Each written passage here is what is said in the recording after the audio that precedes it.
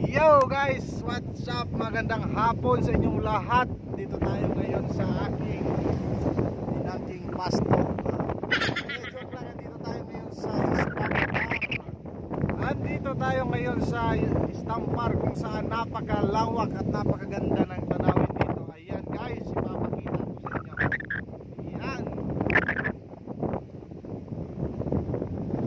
At kung dati nakikita lang namin to, nakikita ko lang to sa mga upload, mga post ng mga kaibigan ko o sa ibang mga YouTuber, mga vlogger.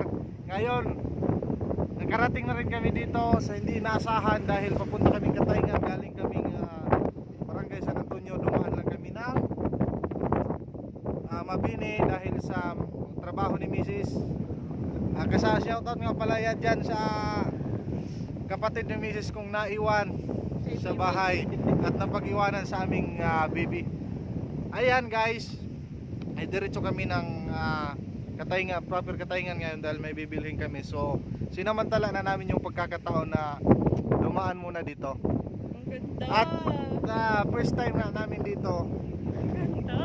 Ayan guys. Oh, hey. Woohoo. Ayan sa dulo may nagdi-date. Ayan. Nakakagulo ng buhok. Ganda dito guys pag may drone tayo, pag may kadit. pero mas maganda talaga pag may kadit dito guys. Napakasarap ng feeling. Grabe. So guys, dito napakaganda kapag may drone ka, lalo na kung baguhan ka palang mag-operate ng drone. Gusto mong mag-practice dito, kaya lang masyadong mahangin. Pero napaka ganda talaga, lalong lalo na mag timing ka na di masyadong hangin. Ayan ulitin natin yung view. Wow.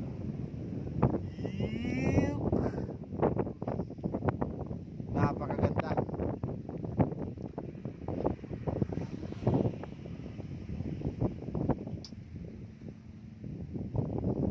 Tsaka feeling ko safety naman dito. Ayan. Sabi na lang ako. Feeling ko safety naman kasi dito guys, kasi ayan, tabing kalsada lang. Tabing kalsada lang, ayan o. Yan yung kalsada papuntang Barangay Bubada. At pupunta tayo dito banda sa baba.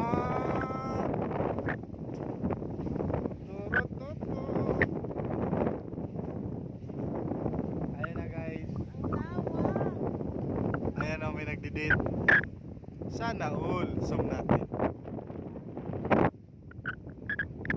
Ay, di pala masum, nakabak pala yung camera natin. Yo! Titirit-titit! Last time, ano pa? Hindi ko siya kalsada. Next time, pag bumalik kami dito, gusto namin dalhin si baby. Yung tipong tumatakbo na si baby namin.